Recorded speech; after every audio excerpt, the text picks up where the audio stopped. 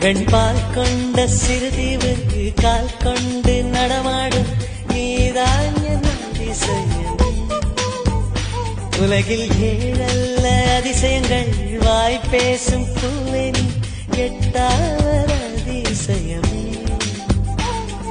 வான் மிதக்கும் கண்கள், தேன் தெறிக்கும் கண்ணங்கள், பால் குடிக்கும் மதரங்கள் அதிசயமே.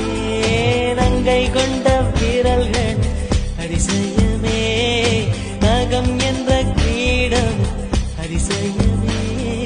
அசையும் வளைவுகள் அதிசயமே. கல் தோன்றி மண்